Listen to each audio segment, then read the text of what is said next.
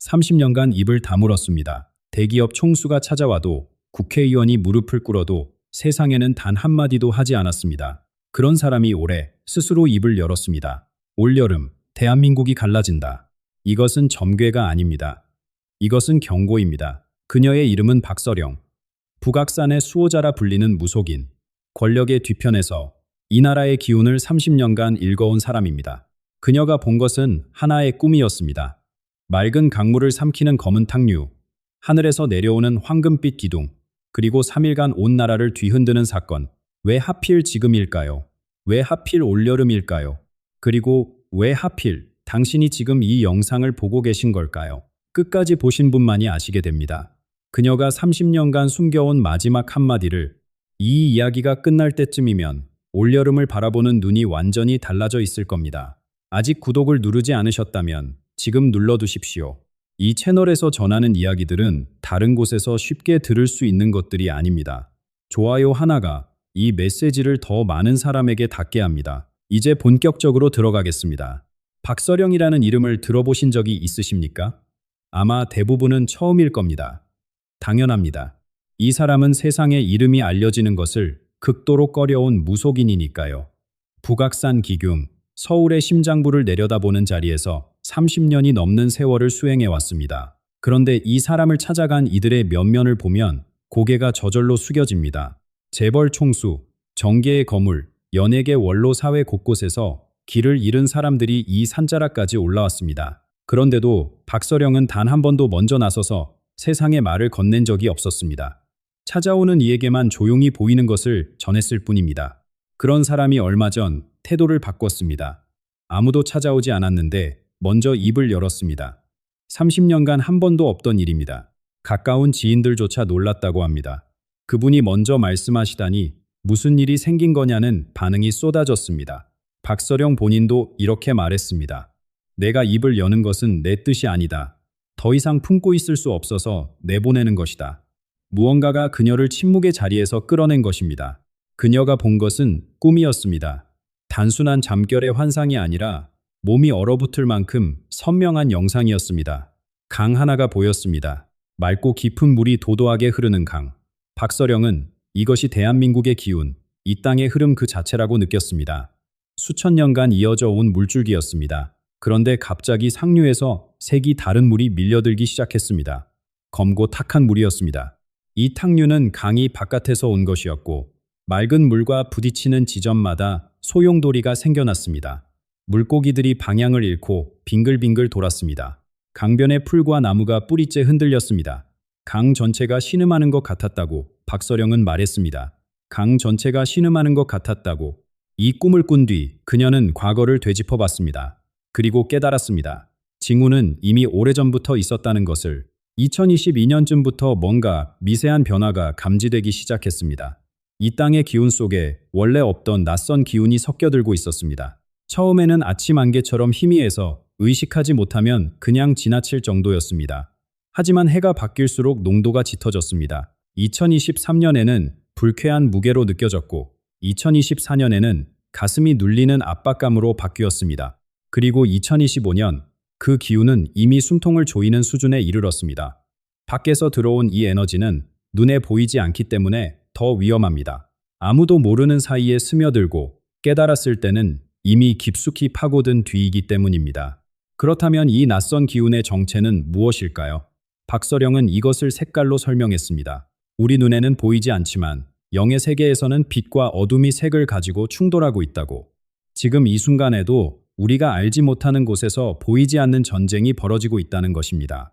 박서령이 영의 눈으로 본 세계는 우리가 사는 세계와 겹쳐져 있었습니다. 같은 공간, 같은 시간인데 차원이 다른 곳. 그곳에서 두 개의 거대한 힘이 부딪히고 있었습니다. 하나는 땅 아래에서 치솟는 기운이고 다른 하나는 하늘 위에서 내려오는 기운이었습니다. 이 두 힘은 각각 선명한 색을 가지고 있었습니다. 먼저 아래에서 올라오는 기운. 박서령은 이것을 검붉은 빛이라고 표현했습니다. 핏빛도 아니고 순수한 검정도 아닌 둘이 뒤섞인 불쾌한 색. 이 기운의 본질은 탐욕입니다. 밖에서 흘러들어온 이 에너지는 스스로 무언가를 만들어내지 못합니다. 오직 남의 것을 빨아들일 뿐입니다. 이 땅의 활력, 사람들의 의지, 공동체의 신뢰, 살아있는 모든 것에 달라붙어 생기를 빼앗습니다. 가장 교활한 점은 이 기운이 작동하는 방식입니다. 사람들 사이에 의심을 심습니다. 진실을 비틀어 혼란을 만듭니다. 이웃이 이웃을 믿지 못하게 하고 가족 안에서도 벽을 세우게 합니다. 갈라놓는 것. 그것이 이 어둠의 생존 방식입니다. 그런데 하늘은 이것을 지켜보고만 있지 않았습니다. 박서령은 말했습니다. 검붉은 기운이 가장 넓게 퍼져나가는 바로 그 순간 위에서 빛이 내려오는 것을 보았다고. 그 빛은 황금색이었습니다. 따뜻하면서도 날카로운 어둠을 관통하는 빛. 이것은 진실과 정의의 힘이며 이 땅을 지켜온 보이지 않는 수호의 의지라고 그녀는 전했습니다. 어둠이 스스로 물러나는 법은 없습니다. 반드시 빛이 와야 합니다. 그리고 그 빛은 어둠이 절정에 이를 때 가장 강하게 내려옵니다. 밤이 깊을수록 새벽이 가까운 것과 같은 이치입니다. 이 두 힘의 충돌은 영의 세계에서만 일어나는 것이 아닙니다. 박서령은 단호하게 말했습니다. 큰 사건이 터지기 전 자연은 반드시 먼저 반응한다고. 그 징후들이 이미 나타나고 있습니다. 첫 번째는 꿈입니다. 서로 모르는 사람들이 비슷한 시기에 같은 종류의 불안한 꿈을 꿉니다. 쫓기는 꿈, 물에 빠지는 꿈, 하늘이 갈라지는 꿈. 개인의 심리가 아니라 이 땅의 기운이 흔들리면서 사람들의 무의식의 파문을 일으키는 것입니다. 두 번째는 새들의 움직임입니다. 철새가 아닌 텃새들이 갑자기 떼를 지어 이상한 방향으로 날아갑니다. 한 곳에 머물던 새들이 이유 없이 자리를 옮깁니다. 동물은 기운의 변화를 인간보다 먼저 감지합니다. 세 번째는 땅의 떨림입니다. 예상하지 못한 지역에서 작은 진동들이 잇따르고 있습니다. 이것은 이 땅의 풍수 기운이 불안정해졌다는 신호입니다. 땅이 흔들린다는 것은 오래된 균형이 깨지고 있다는 뜻이며 동시에 새로운 균형을 찾아가는 과정이기도 합니다. 잠시 멈추고 스스로에게 물어보십시오. 최근 잠자리가 편안했습니까? 이유를 알 수 없는 답답함이 가슴에 걸려 있지는 않았습니까? 만약 그런 경험이 있다면 그것은 단순한 피로가 아닐 수 있습니다. 이 모든 징후들이 하나의 시간을 가리키고 있습니다. 올여름, 음력 6월과 7월 사이, 박서령이 본 검붉은 기운과 황금빛이 정면으로 맞부딪히는 순간이 바로 그때입니다. 그 충돌의 한가운데에서 무슨 일이 벌어지는지 이것이 이 예언의 핵심입니다. 이제 박서령의 예언에서 가장 구체적인 부분에 도달했습니다. 많은 분들이 이 대목에서 숨을 멈추게 될 겁니다. 박서령은 하나의 장면을 보았습니다. 한낮이었습니다. 정오에서 오후 2시 사이 태양이 가장 높이 떠 있는 시간. 그 시간에 이 나라의 권력 꼭대기에서 무언가가 터져 나옵니다. 오랫동안 겹겹이 쌓아 올린 거짓의 벽이 한순간에 무너지는 장면이었습니다. 체계적으로 감춰져 있던 부패, 그리고 그 뒤에 숨어 있던 외부 세력의 손길이 햇빛 아래 드러납니다. 왜 하필 한낮일까요? 박서령은 이렇게 말했습니다. 어둠 속에서 자란 것들은 빛 앞에서 가장 먼저 썩어 무너진다고. 하늘이 정한 시간은 그림자가 가장 짧은 때, 어디에도 숨을 곳이 없는 바로 그 시간이라고. 이 사건은 하루 만에 끝나지 않습니다. 박서령이 본 것은 사흘에 걸친 거대한 파동이었습니다. 첫째 날은 침묵의 날입니다. 5천만 국민이 동시에 얼어붙습니다. 분노도 슬픔도 나오지 않습니다. 너무 거대한 진실 앞에서 감정 자체가 정지하는 상태입니다. 사람들은 손에 든 화면을 내려놓지 못한 채 같은 뉴스를 반복해서 읽습니다. 믿을 수가 없기 때문입니다. 이게 정말인가? 그 한마디가 온 나라를 채우는 날입니다. 둘째 날은 분노의 날입니다. 침묵이 깨지면서 터져나오는 것은 눈물과 함성입니다. 거리로 나온 사람들의 발걸음에는 분노만 있는 것이 아닙니다. 배신당한 자의 억울함, 속아온 세월에 대한 통안이 뒤섞여 있습니다.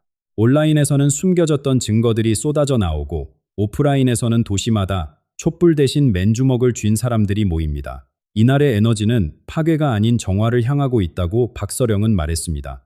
셋째 날이 이 예언의 진짜 핵심입니다. 박서령은 이날을 대각성이라고 불렀습니다. 분노가 가라앉은 자리에 찾아오는 것은 명료한 자각입니다. 우리는 속아왔다. 그리고 이제는 우리가 바꿔야 한다. 이 하나의 문장이 세대와 지역과 이념의 경계를 넘어 5천만의 가슴에 동시에 새겨지는 순간입니다. 개인의 깨달음이 아니라 민족 전체가 동시에 눈을 뜨는 일입니다. 박서령은 이것이야말로 이 예언에서 가장 중요한 장면이라고 강조했습니다. 그리고 바로 그때 하늘의 징조가 나타납니다. 구름이 형상을 만들기 시작합니다. 용의 모습, 봉황의 날개, 우리 조상들이 나라의 전환점마다 목격했던 바로 그 형상입니다. 박서령은 말했습니다. 이것은 우연이 아니라 하늘이 보내는 격려의 신호라고. 고통의 시간을 견딘 민족에게 잘 견뎠다. 이제 일어서라라고 하늘이 답하는 것이라고. 혼란은 영원하지 않습니다. 놀라운 것은 이 격동의 사흘 이후 질서가 회복되는 속도입니다. 위에서 내려오는 명령이 아닙니다.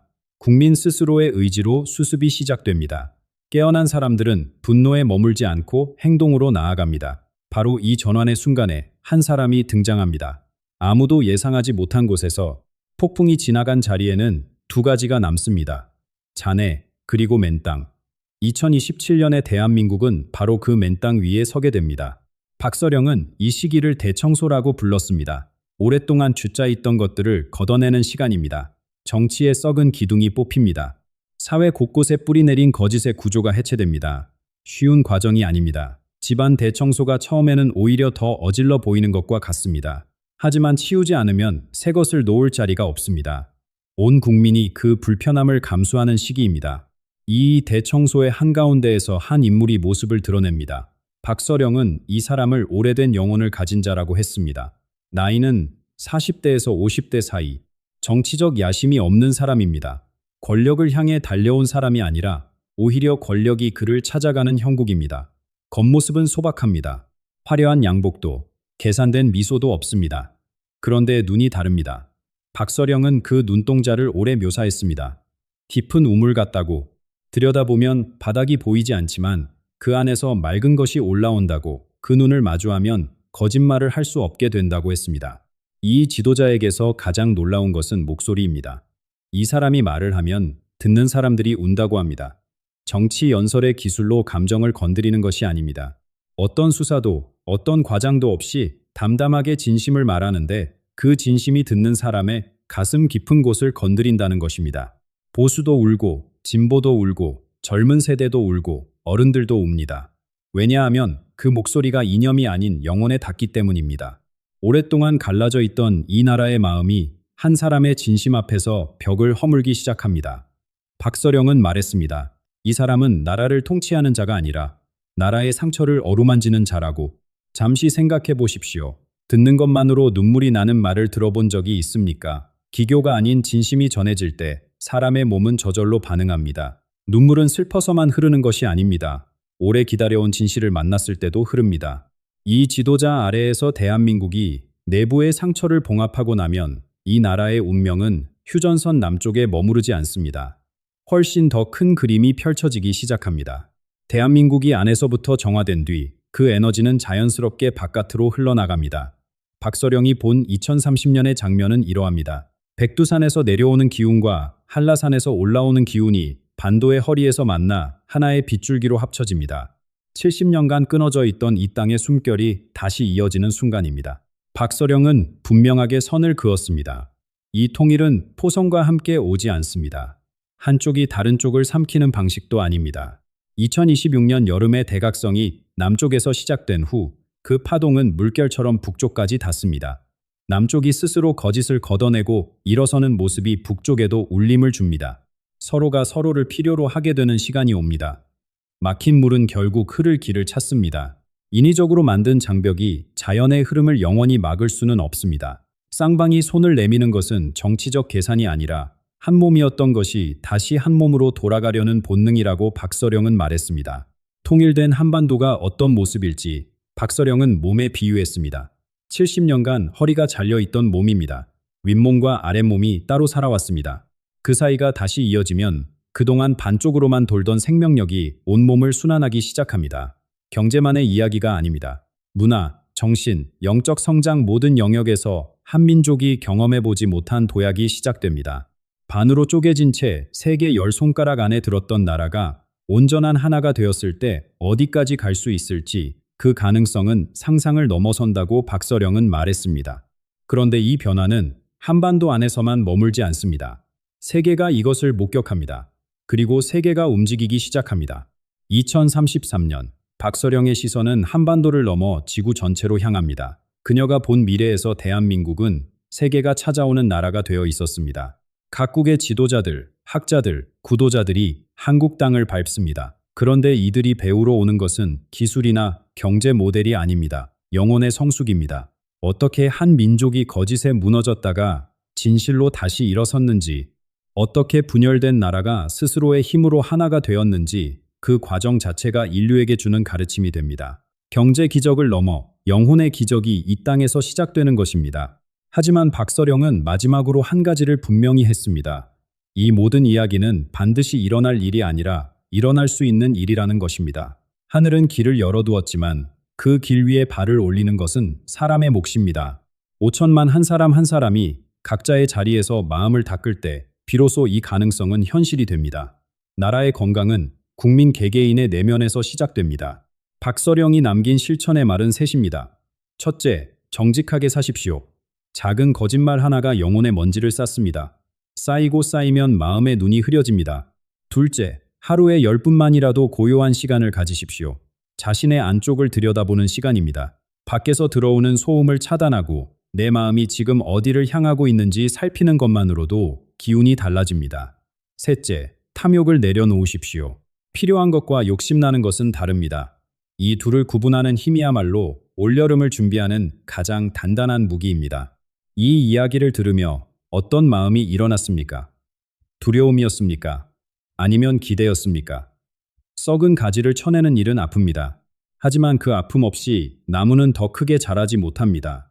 지금 대한민국이라는 거목에 그 시간이 다가오고 있는 것입니다. 댓글로 이야기를 나눠주십시오. 최근 특별한 꿈을 꾸셨습니까? 설명하기 어려운 직감이나 변화를 느끼신 적이 있습니까? 한마디 한마디가 이 공간을 살아있는 나눔의 장으로 만듭니다. 그리고 이 말을 마음에 새기십시오. 하늘은 준비된 자에게 길을 열고 깨어있는 자에게 빛을 보여준다. 구독과 좋아요는 단순한 숫자가 아닙니다. 이 메시지가 한 사람이라도 더 많은 영혼에게 닿을 수 있게 만드는 다리입니다. 다음 영상에서 더 깊은 이야기로 찾아뵙겠습니다. 감사합니다.